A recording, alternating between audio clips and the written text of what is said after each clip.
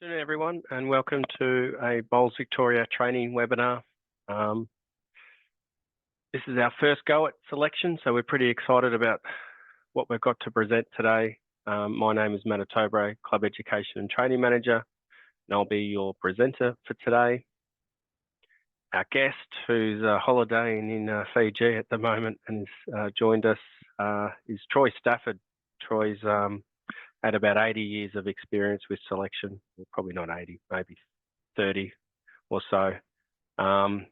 Very experienced selector, so we're really lucky to have Troy. Afternoon, Troy. How's Fiji going? Afternoon, Matty. Yeah, it's very nice, little overcast, but cannot complain. Very good. Well, thank you for giving up some of your holiday time to, I suppose, train all our clubs on how to be great selectors. No worries. All right, we'll get into it. It's a jam-packed agenda. Before we do that, though, just a couple reminders about webinars, especially if this is your first webinar. First thing you'll notice that we're not seeing everyone's videos. It's a bit like the cinema. You get to sit back and let Troy and myself do all the work. You do have the option at the bottom of your Zoom screen in the chat to put in some questions or comments. We've got Ronnie Richards, who's behind the scenes at the moment, who'll be looking after those questions, and Ronnie will do her best to present those questions to Troy and myself. Just like the last webinar, we are doing a live replay of this Friday at 10 a.m. Basically, it's what we do today, but I get to sit there on the Q&A and put some comments and answers to questions. So if you've got some members who can't attend today and want to watch the live replay with me in the Q&A, let them know about it. Before we start, we've got a bit of a disclaimer here. Selection obviously can be a really contentious issue at bowls clubs and sporting clubs. So the purpose of our presentation today is to expose you to a variety of ideas that may assist your club with selection. There's no hard and fast rules. In the end, it's a club decision on how selection is managed. Here's the agenda. So first thing Troy and I are going to look at is the selection policy, who, when, and what, and then some seasonal expectations. We'll talk about assessment. I know I've already had some questions about this. So we'll look at the difference between objective and subjective measures and try and give you some ideas on what you might want to bring in to this upcoming season. I suppose one of the big whys for Troy and I doing this is we still have a lot of clubs breaching COPs. Good selection, you shouldn't be breaching COP. So we'll show you what the two main ones to look out for this season and how you can use the BowlsLink report process. We'll then discuss some best practice, so what we think good selection and good clubs are doing. And then, as I said, Ronnie will come on with some questions. So please, if they come to your mind, put them in the chat, and we'll finish with where you can get some resources. All right, what is a selection policy? Look, it's a really important policy that all clubs need to annually develop. Well, they need to develop to start with, but then they need to annually update it. The policy really should outline who is responsible for selection, when does selection take place and how sides are announced, and what I think is really important, what are your club goals for the upcoming season? I've got a little bit of experience in selection, probably did about 10 years at Hawthorn. This is where I start, club goals. What do we want the club to achieve in this season? Because that can really dictate how you select. All right, Troy, before we get you started, we're going to do a quick poll here just to see how many of our people online, got about 40 at the moment, actually have a published selection policy. So I'll open up the poll.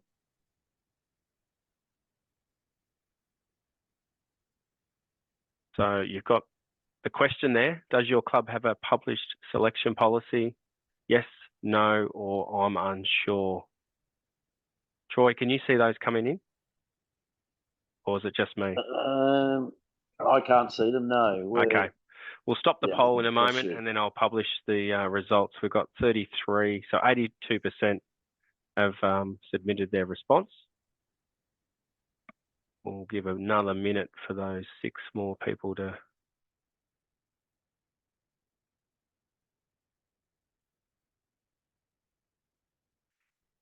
All right, that might be enough time.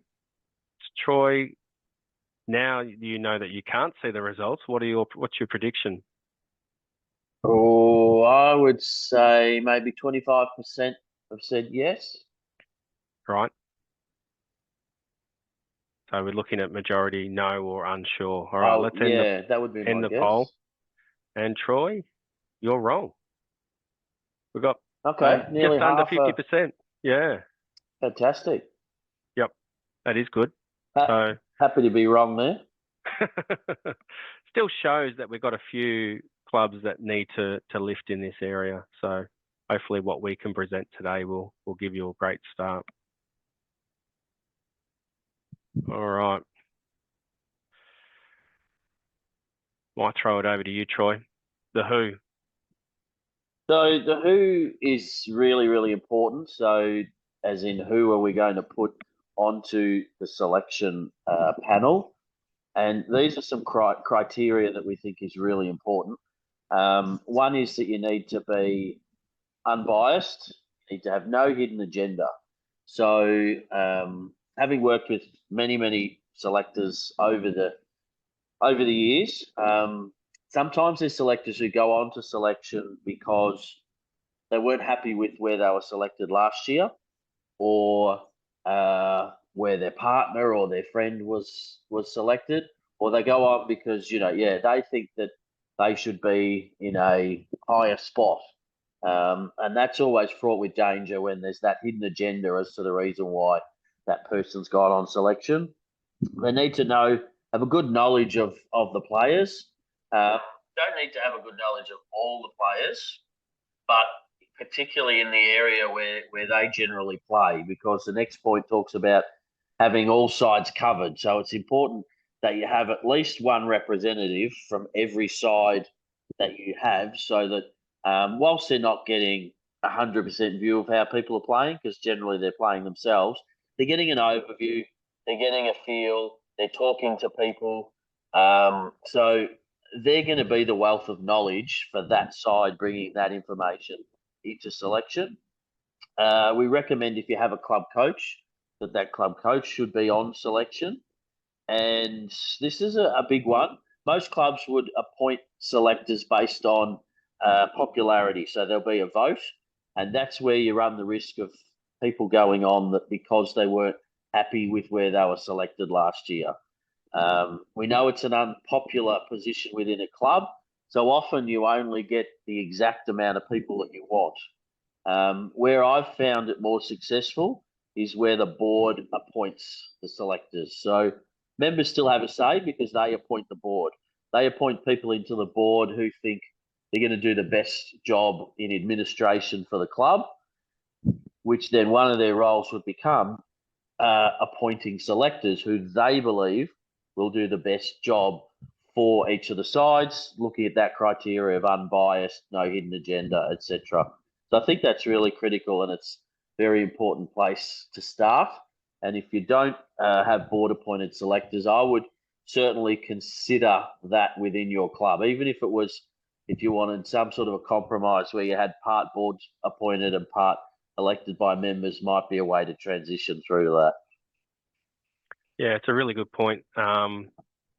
I know in some governance training, what's the main role of the committee, and it's to make decisions. It's not to do all the work, and it's to make big decisions. That's their job. Really good. Look, obviously this is a club decision here, but selection committees really need to be clear on when they're going to select and when sides are going to be announced. So a good example there is the selection committee meets on a Monday, and then teams are announced to the club on the Tuesday. How did your club announce selection, Troy? So we do a couple of things. We have a board where the teams will go up, and they also get put onto Facebook, and I believe onto the website. I actually didn't select last year. It was the first time in nearly 20 years. I had 1 year off, going back to a club I'd been at previously. So not sure, but I think they use the website, but they definitely do Facebook. They definitely do a selection board, and then there's a club group chat on Messenger, which teams get posted into there as well. Yep. I know Team App is a popular app that a lot of clubs are using to put their sides in. So Yep. have a look at that. I used it at Hawthorn, and I would just put up a notification that sides have been announced. Members would get used to it. They look in the different sides to see where they're playing.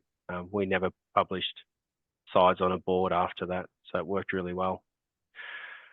The what, as I mentioned, I think this is really important. Goals guide your selection decisions. So a good example here, Club A has 3 sides going into this new season: Div 3, Div 5, and Div 7. So it's probably just looking at their weekend. They might probably have some goals for midweek as well. So here's some realistic goals that this Club A would have. So they're looking to promote their Divi 3 to Divi 2.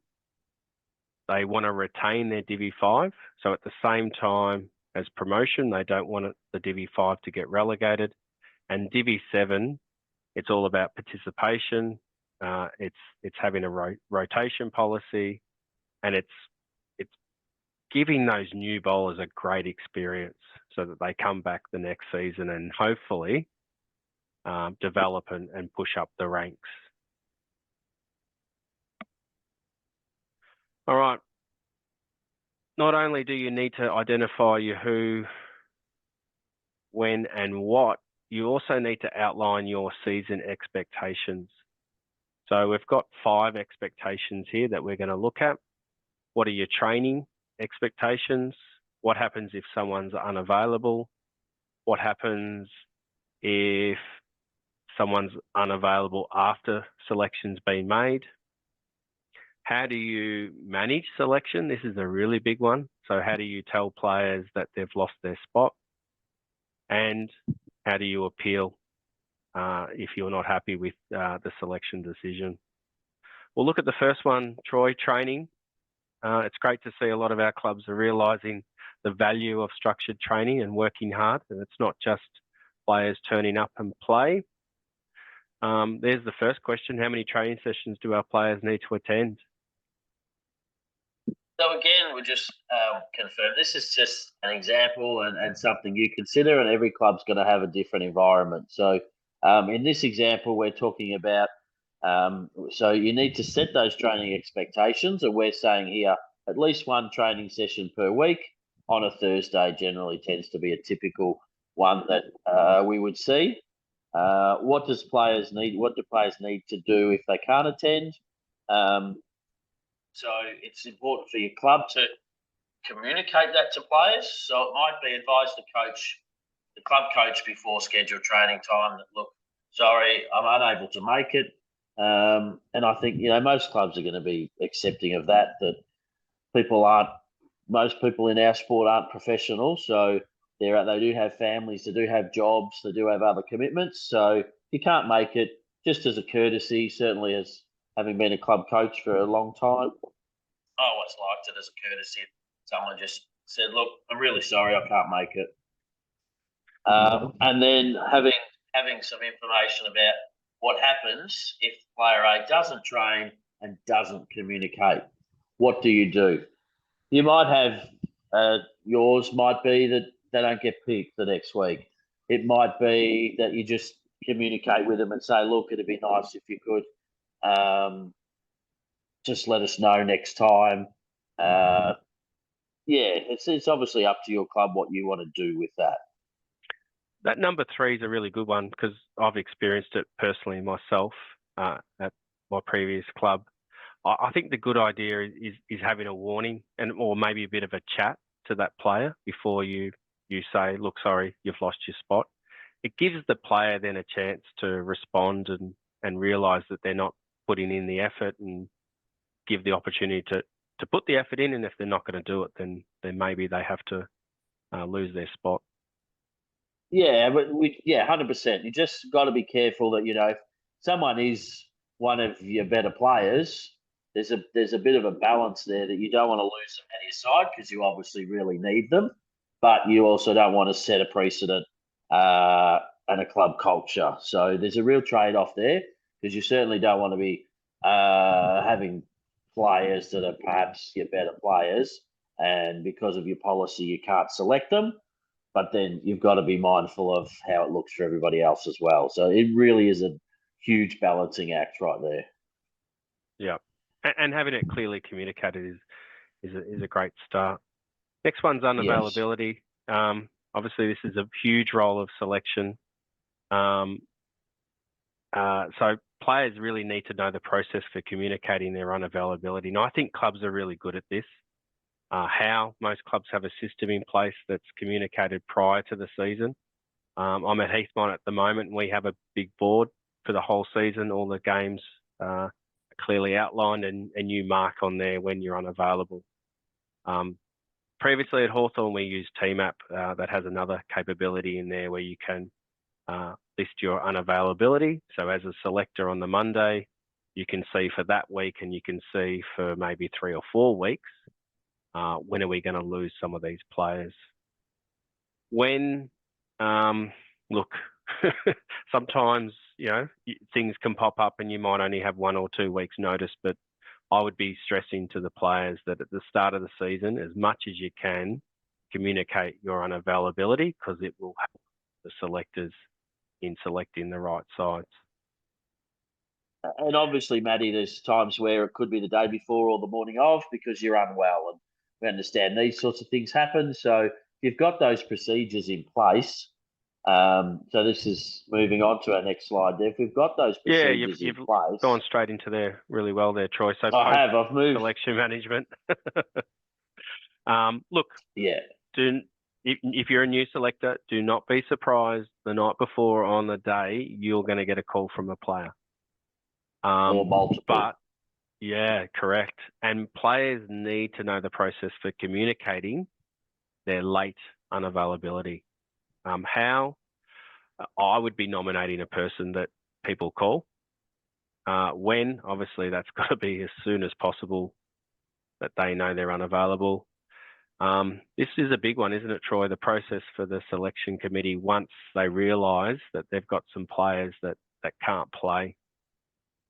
That's right. So, you've got to establish then, all right, if someone's unavailable as a selection committee, what do we do? Is it then that person will just make the changes?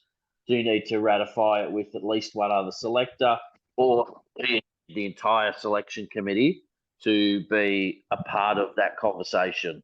So that's an important conversation for selection committees to have prior to the season, so that selectors aren't getting upset if one person is making those changes. And reality is, you might have this in place, but the person might.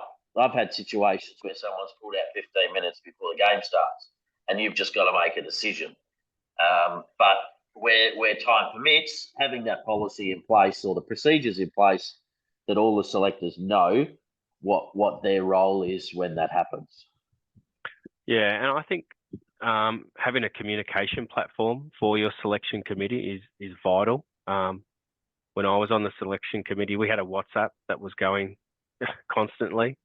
So I was the main point of contact, but I was then communicating in the WhatsApp what's happened, and these are my decisions. What do you think? And we went from there. But yeah, as a selection committee, you got to have a plan for this and be prepared. Yes. All right, the big one, Troy. How do we manage selection? This is where we can lose players.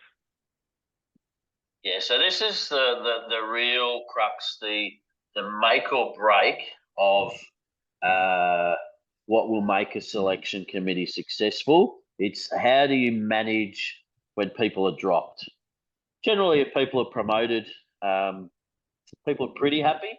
It's when they're dropped that you need a process in place. I'm a big believer that when someone is dropped, they should receive a phone call so that when they see selection, it shouldn't be a surprise to them. So providing them with a phone call. Now, it's obviously not pleasant for that person who's receiving it. It's also not really pleasant for the person giving the phone call. It's probably the most challenging part of selection is telling someone that they've been dropped.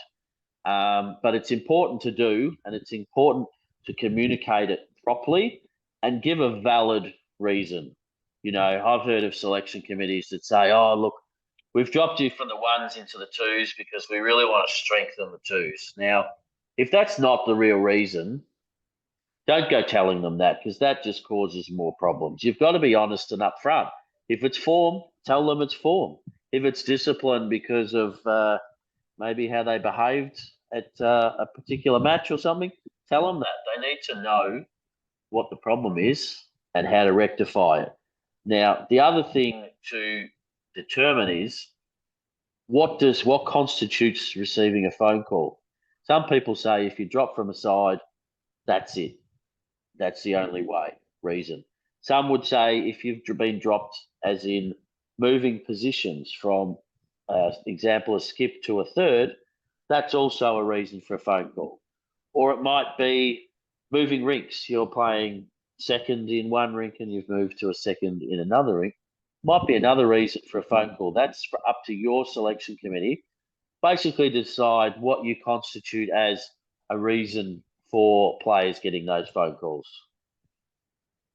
Yeah, and it comes back to our disclaimer at the start, Troy. This is a club decision on how they're going to handle this and work out, is it drop from a side or is it also include move position?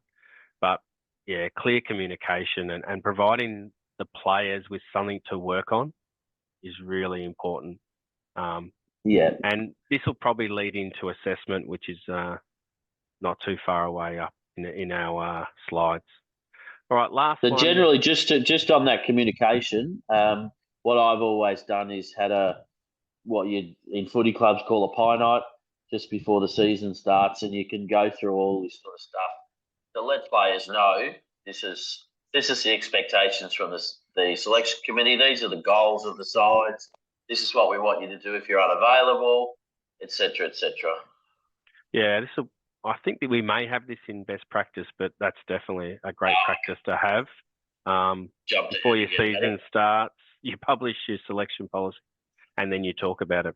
The last one we need to go through here, Troy, before we get to assessment is the appeals process. So members need to know it's okay to appeal a selection decision, and they also need to know what process they need to follow. So so there's all. No, keep going, Troy. You're onto this. Sorry, I was just going to say there's always going to be someone unhappy with a selection move. It may be that they've been dropped. It may even be that they just haven't been promoted. So having something in place for them to know what to do if that happens. Do I speak to a particular selector? Is there a selector assigned to each side? Do I have to talk to the selection committee? How does that work? Players need to know that. They also need to know and understand that selection isn't personal and that no selector should be receiving personal attacks. So it's important that no selector is put in a situation where a member is abusive towards them. I've already had a meeting with my selection committee for this upcoming season, and I've made it clear to them that they're not to be put in those sorts of situations where they feel threatened or abused or anything like that. Happy for them to have a conversation with a person that's not happy, but if you can see that that person is agitated, upset, or things could get a little volatile and abusive, they need to stop that conversation straight away and say, look, I'm only one selector.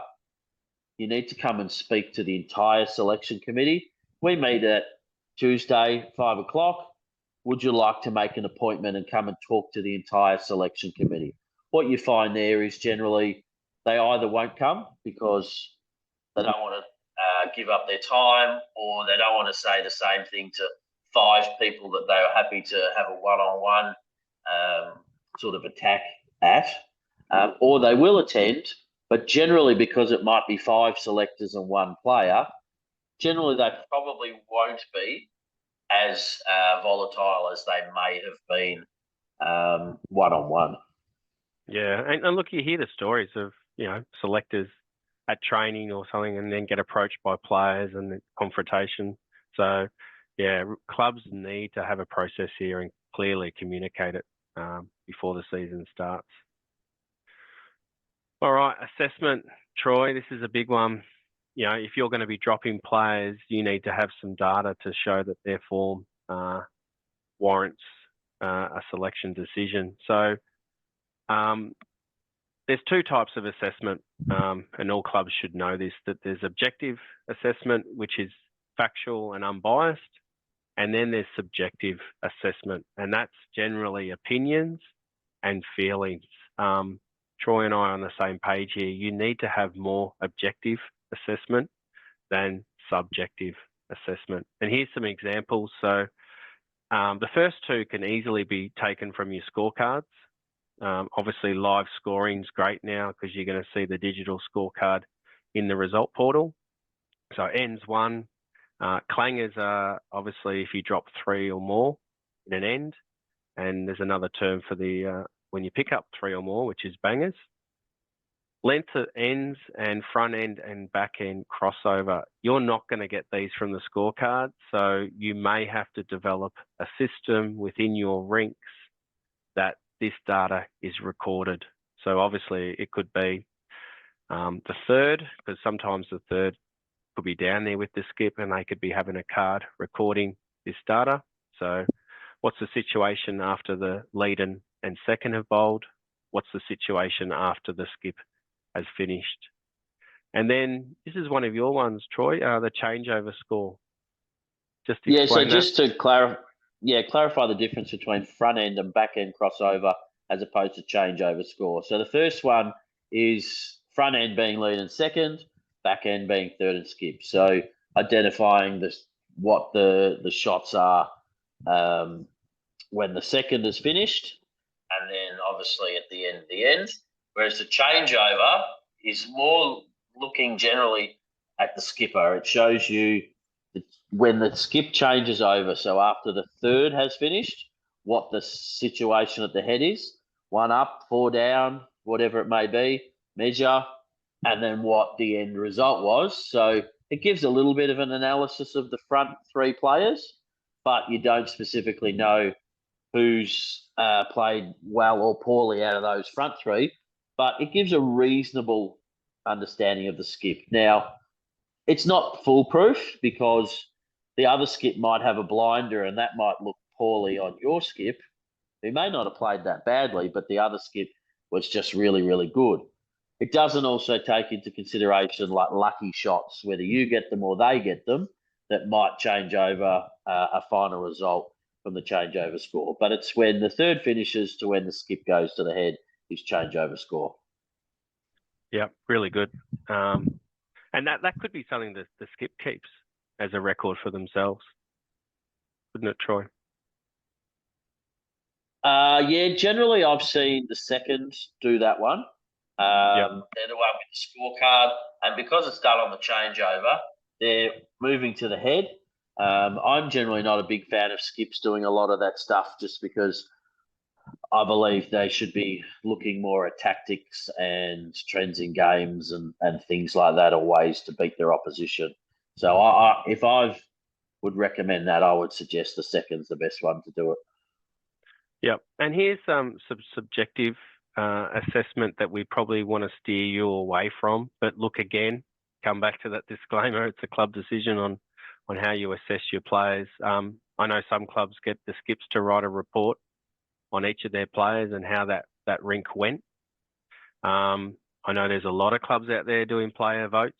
They've got the 1, 2, 3, or they've got a 1 to 9 system. You'd be amazed how many systems are going around there, Troy. The tick system is a big one. Sorry, keep going. Yeah, I'll just quickly go on the player votes. So It is something that I've tended to use. Whilst I understand it's subjective, it's just got to be, it's sort of a buyer beware type scenario that you can't use it as a hard and fast rule, but it is a good guide and it does provide you with data to indicate if someone has been dropped to say, look, these are your votes. But it does come with the buyer beware. Now, the tick system, which is about effective or ineffective bowls, a lot of people would probably argue that it is objective. If you say if a bowl's within 2 feet or from 2 feet short to 4 feet past, or however you want to create that measure, that is objective. Well, I would suggest that it's still subjective because no one's got a tape measure that they're going to use during a game. So what you think is 2 feet, what someone else thinks is 2 feet is subjective. What happens if someone plays a weighted shot and they just miss it? Do they get a tick? Do they not get a tick? So those sorts of things have got to be considered in when you choose to go with that system. And again, we're not telling you not to. We're just giving some pros and cons, I guess, for each one. I know that in the stateside, they have quite a very comprehensive list of data that they use, but they also have someone that's statting the players that's not actually playing. So they have an ability where every rig's got someone off the green statting the players and looking at lots of data, which really helps their selection. In a club setting, that's really challenging to do. Yeah, it's a really good point. I know there's some clubs out there that, they do have people who are not playing and they're there to assess player performance. Do be aware, though, I was trying to do it at a recent tournament and I really couldn't see the situation down the other end. So got to be careful about how you can get that accurate data if you're going to be assessing performance and you're not playing. Might be a good opportunity there for an app or something, Troy, that we can get clubs to start using. Yeah, well, that's what the stateside use. They do have an app with lots and lots of data and that sort of thing that they use. Yep. All right. I hope clubs now got a better idea of the difference between the two types of assessment and start thinking about what you're going to bring in for this season. As I mentioned here, it should be on the objective side. Ends one and clangers and bangers, it's a given. You can get that off the card, and then you're going to have to work out which other ones you're going to bring in and how you do it. And I think a good practice there would be to do it in your practice matches as well. Yeah, agree all with right, that. Troy. This is the big why we've put this webinar together. Got too many clubs breaching COPs. Here's the first one. It's the interchange of players between sides prior to finals. So this is coming straight from the COP. So for the last 3 rounds of Metro Pennant, and just remember this is Metro Pennant. If you're looking for regional ones, you might have to look in your COP when they come out. No side will include more than 2 players who have played a majority or more of their games in higher graded sides. Talk us through it, Troy. So if we look at some of the players now, I'm not sure what other people are seeing, Matty, but I've got you in the bottom right corner of the screen, so I can't quite see the whole table. Yep, I'd say a lot of it, people have our video on the top right, but you can move your video if you are getting a clash with some of that data. There we go. I've just got rid of your face now. I can see it.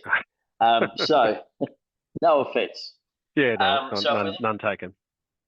Beautiful. So the way I've always looked at this is starting with your lowest side and going up. So I look at player A and I go, okay, they've played no games in Division 7. They've played 2 in 5, 2 in 3, and 11 in 1. So the majority of their games are played above Division 3. So if that player was to be dropped down, then they would count. They can go down there because you're allowed 2 players, but they would count as one of the people who would be overqualified, and they would count as one of your 2 players that played the majority of their games in a higher graded side. If we look at player B, Division 7 and Division 5, none above. Now, of course, you can always go up. There's no issues with that. But because they've played 5 in Division 7, 5 in Division 5, they're actually still qualified in Division 5 because it's 50%, which is not a majority. So it's got to be more than 50% for them to be then counted as one of those 2 people. Player C, they've played, if we get to Division 5, they've played 11 out of their 13 games in Division 5 or lower. So Division 5 and above, they're all good. Division 7, they would count as one of those 2 people, and so on and so forth. So it's not about, some people would ring up and say, oh, how many players are we allowed to drop in the last 3 rounds? It's not about where they've come from the previous week. It's about where they've been for the entire season. So it's about, you can only have 2 players that have played more games in a higher side. So when you're doing selection in those last 3 rounds, it's really important that you look at every one of your sides, apart from your top side, because everyone will be eligible to play there. But from your second side down, you need to have a look and make sure you've got no more than 2 players who have played the majority of games higher. Because if you do and they play, you will end up losing your points, unfortunately. Yeah, and we had a number of clubs and sides had to give forfeits because they breached this COP. They did, so yeah. I wouldn't be looking at this data coming to the last 3 rounds. I'd be looking about this about halfway through the season and starting to see where the majority of your games are being played by your players. And when it comes to the last 3 rounds, you can't break that rule of 2. Yeah. The other one is about finals, Troy. Eligibility to play finals with weekend and midweek. And again, this is a Metro COP, so regional clubs, just check your COP. It could be different. So a player must have played 4 or more games in that side concerned, or lower graded sides combined. That lower graded sides combined changes everything, doesn't it, Troy? It does. So if we look at player A, and again, we work from the lower side up. No games in Division 3, 2 in Division 2, 2 in Division 1. So we've now, when we get to Division 1, they've played 4 games. Even though they've only played 2 in Division 1, is the side concerned or lower graded sides combined. So they've now played 4 games in Division 1 or lower. So they're eligible to play in Division 1. And you can always play above, so long as you've played a minimum of 4 games for the club. So they could, of course, play in Prem Reserve. That's player A. Now, just also bear in mind, there's one new rule that's come in this season with marquee players and permit players. Whatever your local rule is for Metro and for many regions, it's 4 games. The permit player has to play 1.5 times that amount of games to qualify for finals. So if it's 4 games, they have to have played 6 games to qualify for finals. So in this scenario, that player A could only play Prem Reserve, because that's when you get to their 6 games, is when you get to Prem Reserve.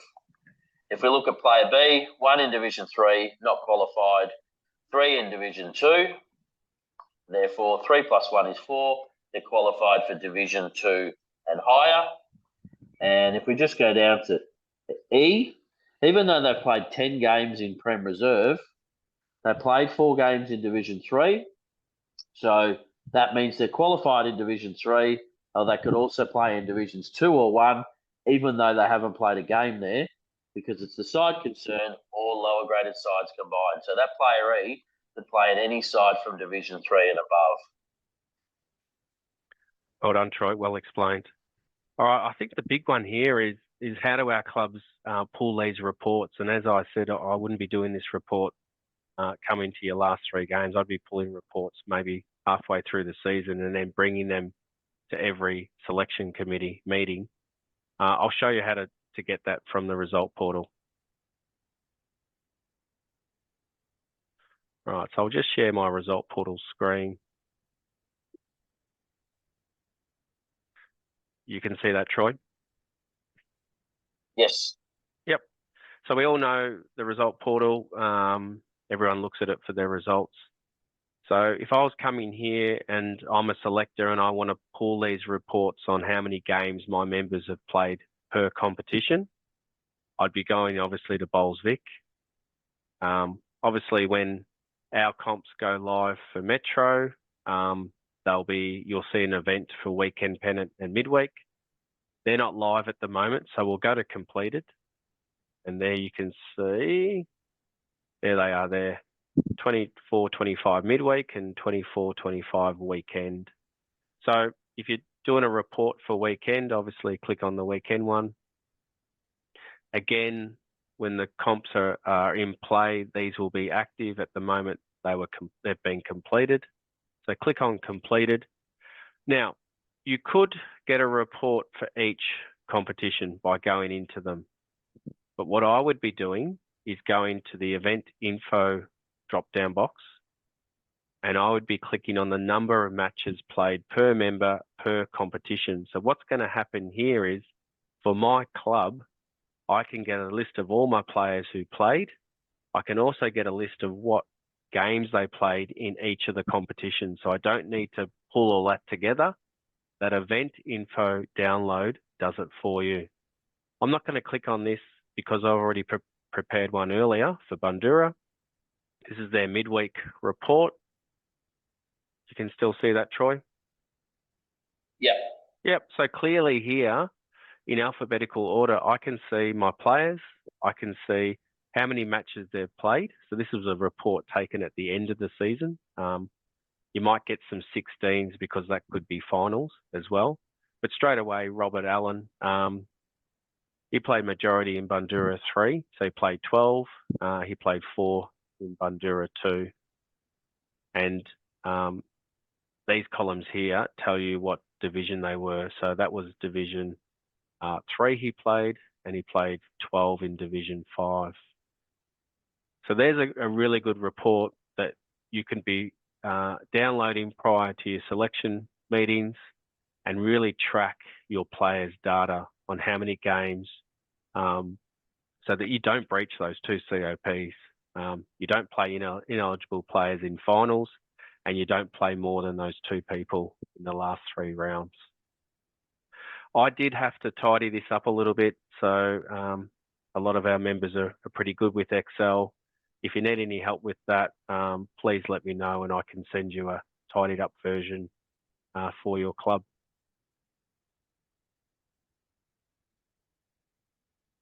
Thanks, Matty. It's a really good report, and it really does help. Gives you a good, clear view of what you as selectors need to know, because you don't want to be breaching those COPs. And we understand that it's an accident, but unfortunately, due to fairness and the integrity of the competition, if it is breached, then there just will be penalties that will be applied. Yep. Hopefully today's session will mean less breaches later in the year, Troy. Correct. All right. We've only got a few more things to go. The next one is best practice, Troy. So here's some things that we've put together that we think good clubs do. Number one is develop a selection committee code of cooperation. Now, this is what I had in a selection committee that I was in. Here's an example of it. It's basically some non-negotiables that you're going to have in your selection committee. And I'm not saying that you have to have all of these that I've just listed. What I would be doing in your first selection meeting is maybe develop these non-negotiables. What would be some non-negotiables that you'd put in there, Troy? It's things like a lot of the stuff that's in there, but things like not having a hidden agenda, not trying to push your own selection, things like that you've got in there, like being respectful, listening to others in the selection committee, maybe following your policies. And What about then, what about the one where, and look, this has happened at clubs where you get someone in the selection committee who then talks out of school to their members. it's a big no-no. You need a selection committee that is united.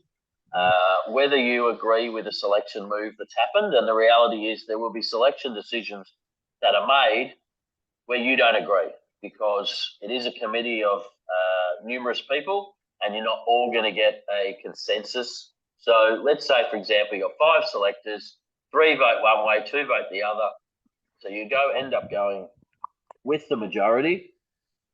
You can't afford to have one of those 2 selectors going out and talking and saying, yeah, look, I didn't agree with that move, but that's what the selectors have decided.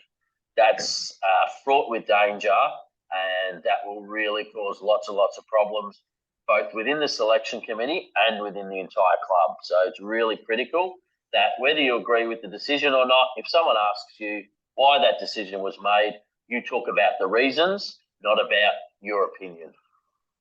Yeah, I think that's one I would have in that I don't have on that list. We've already talked about this. Develop, update, and publish your selection policy annually. Set and communicate your club goals prior to the season. So this is what you talked about, Troy. I think some of these things can be ticked off in a pre-season launch or a pre-season dinner, and you present them to your club. So your club know where they want to go for the season. They know the selection policy because it's been published, it's been updated. They know how assessment's going to be tracked for the season. So I know there's clubs out there that do it really well. If you're not one of those clubs, maybe think about having a pre-season launch where your selection policy can be put out there and those things can be clearly communicated. We've talked about this already, a clear understanding of the COPs. What's the date for the final COPs, Troy? You're testing my memory. I think 15th of September, Matty. Yeah. We've already given you, I think, a good guide of what's going to be in there. I don't think those 2 will change for Metro. So Not be really. clear on those. Most changes in the COPs might be references to clauses or a few little things, but the major things were all done over the off season. So majority of it's pretty right, and certainly those clauses we talked about that refer to selection, they haven't changed since the draft COP went out. Yep. This is another good one. Review your performance and goals halfway through the season. I know a lot of clubs do this, and it's maybe the club coaches that are doing it, but they have a mid-season review. So again, might be another chance to have a bit of a dinner as a group and go through what your goals are at the start of the season, how you're looking, and then maybe refocusing some of those goals for the second half, or there might be some goals on how many games you need to win second half of the season. Troy, we've got down here Troy's top side trick. Go through that for us. So it's just something I've developed over my years of selection, and I find it really, really useful to help you in getting the top side right for round 1, and also for guiding your practice games. What I find a lot of clubs do is, all right, we've got our first practice match, and not everyone's generally available for practice matches. There's always some people unavailable. So they go, right, who have we got available? Okay, who are our 4 skips? 1, 2, 3, 4. Who's the next best? Right, they'll be the thirds. 1, 2, 3, 4, and so on and so forth. And it doesn't really set you up for the season. And you get to round 1, and you've had no real continuity with your practice games. You haven't had players playing together much because you've just been looking week by week, who's our best players, who's available, what can we do? What I say to my selection committee, and I've already said it to mine for this year, is that before even the first practice match is played, the top side will be selected. So this is what we would call our dream team. We put all our rinks together, looking at what we believe their ability is, either based on last season's performances what we know about them, new people coming into our club, and we also start to structure our compatibility and who works best with who. And we pick the top side. It's not published. It's very, very secretive. It's only for the selection committee's eyes, and it's something that needs to not go outside of selection. Then we go, all right, that's on the board. Who's unavailable? Remove those people, remove the magnets, or if you do it on a computer, however you do it, remove them from the cells in Excel. Then go, okay, what else do we do? What's something we might want to learn? Do we want to see if that person could play as a third? Do we want to see if that person would work well with this skip? And then we structure it. Who are the people, because we've got unavailabilities, who are the people in the twos that we want to have a look at to see whether they might be good enough to play in the top side? We put them in. There's our side selected for our practice game. We play our game. We get to selection the next week. We bring out our top side, our dream team, and we analyse how rinks went over the last practice game, and we re-pick the top side. Okay, that really works. Let's change that. I think that person works really well in that rink with them. Or this person in the second side played really, really well. I think they're a big chance to make the top side. We put them in. So the top side is changed. We then look at round 2 practice match. Who's unavailable? Take them off. What do we want to try and learn? We want to give this person another go. We'd like to give this person a go this time. And we pick our selection for that practice game. We keep doing it till we get to the last practice game. We've done that. With pre-round 1, the top side's basically picked, and each practice game has had focus on the fact that we're looking into the future and having what do we want our round 1 top side to be. I find it's difficult to do any lower than the top side because there's just too many variables from who might then not be in the top side. But I just find it's a really good way to guide your practice games and makes life really easy when you get to round 1 to pick, particularly to pick the top side. Yeah, I really like that, Troy. You're right. I think there's too many clubs focusing on, players in and players out and not thinking ahead what their round 1's going to look like, because you're right, you can trial people in different spots to prepare for that round 1, and you might even have some of your availability identified too. So, I'd be stealing that, everyone. The other one here is Matt. There's no patent on it. Well, you maybe you should have. I just understand how contentious selection can be, and if we get more happier clubs, then it's a good thing for our sport. Yeah, no, well done. My one, look, I'd like to say I invented this, but I didn't. I stole it from someone. But I think it's a really good idea weekly to have a look at, and it's basically apply a rating system to each of your rinks. So I probably should have had this visually displayed, but I don't. What you would be doing is, again, look at your top side, and you could do it for other sides as well. Look at your leads, and you rank them from 1 to 4. Okay, so you might give a 4 to the strongest lead, and 3 to the second strongest, and a 1 to the who you think, unfortunately, out of that 4 might not be the strongest. You do it for your seconds, you do it for your skips, you do it for your and your thirds. And what you end up starting to have is values for each of those rinks.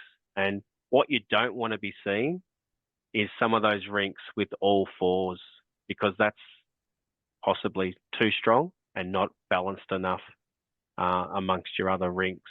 I did this at Hawthorn, and we did get some realizations that maybe one of our rinks was too strong and we needed to strengthen a rink that had a whole lot of 1s in it.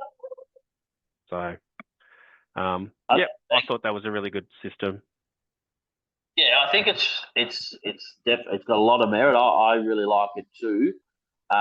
It's something that you want to look at very early on and potentially pre-season, because you just want to be careful during a season of making what I call sideways moves, swapping one lead with another lead.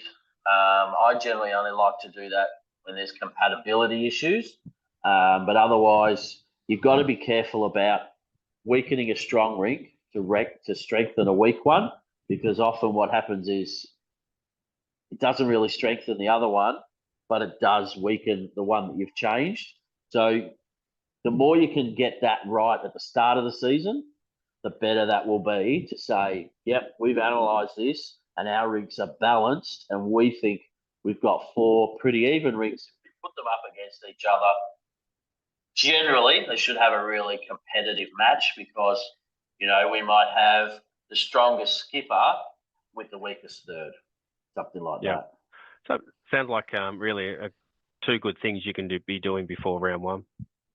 Absolutely. All right.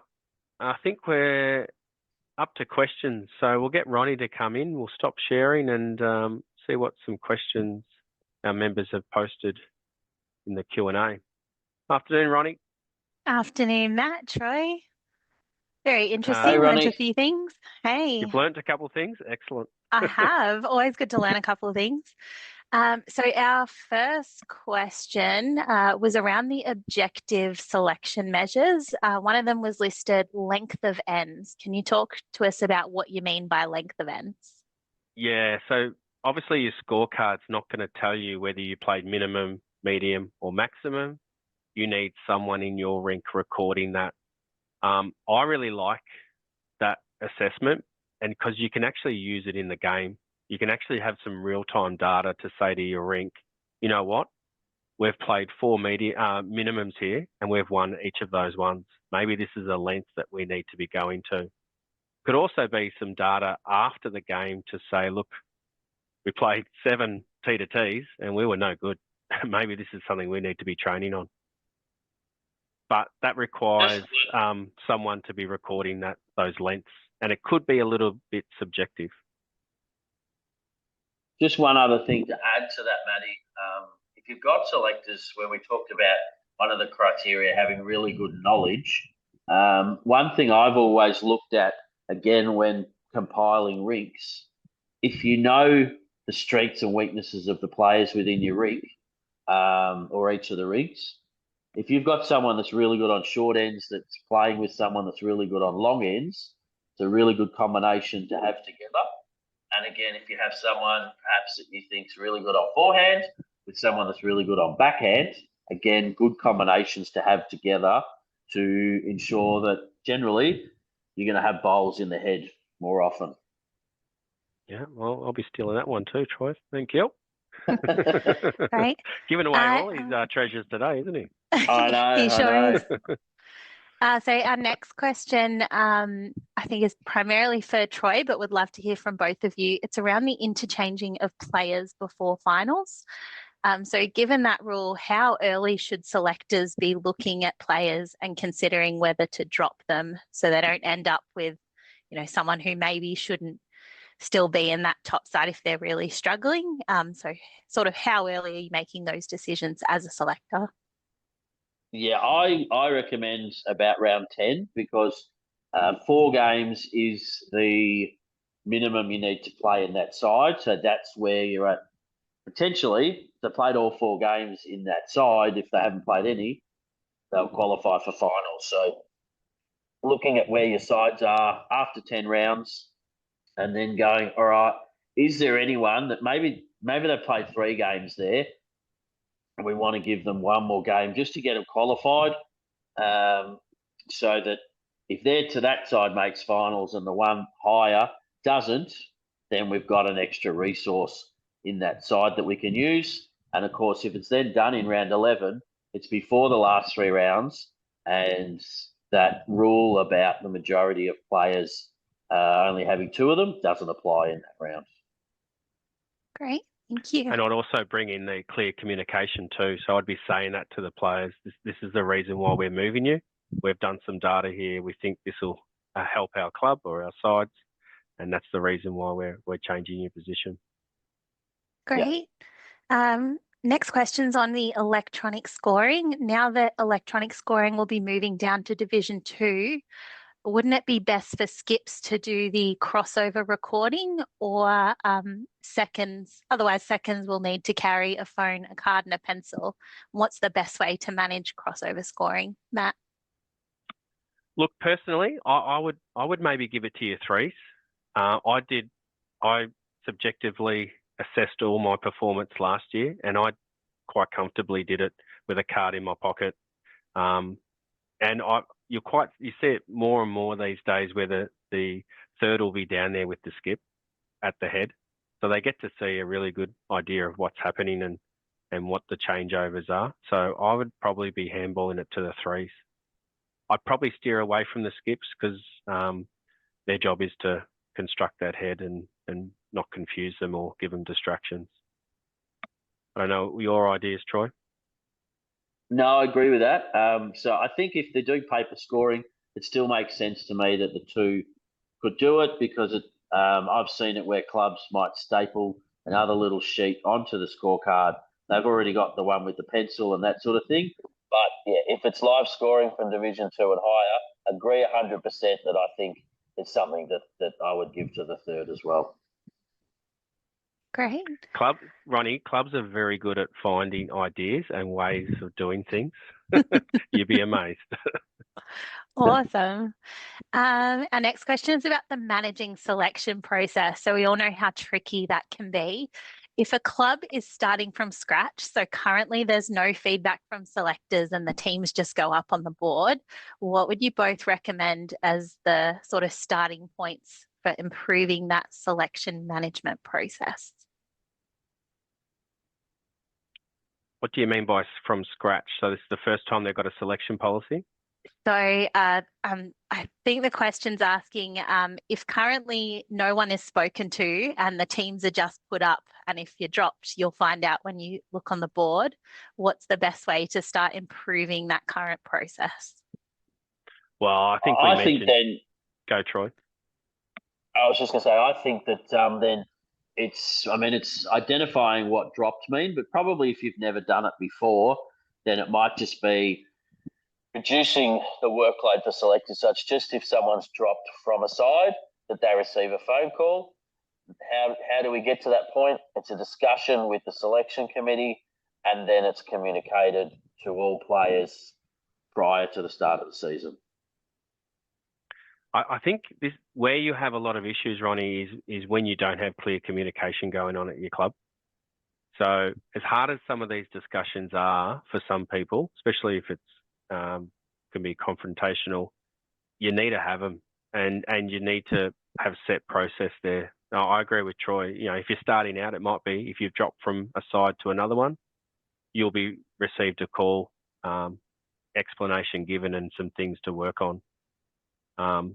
You'll find if you have those hard chats that you have less problems and people understand the process. Awesome.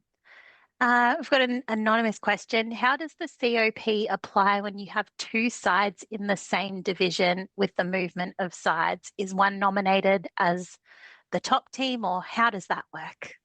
Yeah, this is an easy one, Troy, isn't it? Yeah, so the division that a side is in is kind of irrelevant. Excuse me. Each side is graded number 1, number 2, number 3, number 4, etc. Obviously, number 1 is the higher graded side. But if, say, number 1 and number 2 were both in the same division, number 1 is still rated as the higher ranked side. So you'll see in the draw that comes out, if it's, let's say, Yarra Glen 1 and Yarra Glen 2, if they're in the same division, then if you go from Yarra Glen 1 to Yarra Glen 2, it's classed as a lower graded side, irrespective of whether it's in a higher division or the same one.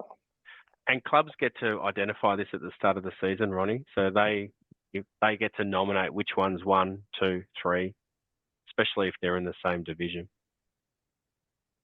Yeah, so when the sections come out, they've been allocated, but then there's that opportunity for clubs to give feedback, and they might say, swap side 1 with side 2 because they're in the same division. We want side 1 in section 4 and side 2 in section 2, and whereas it might have been the other way around in the draft draw. Great. And just one last very quick question. Would it be possible to get a rundown of Matt's ranking system? A rundown. Okay. I might put a visual display that we can put on our website. But basically, you're just seeing how even each of those rinks are, and you're ranking your leads against each other.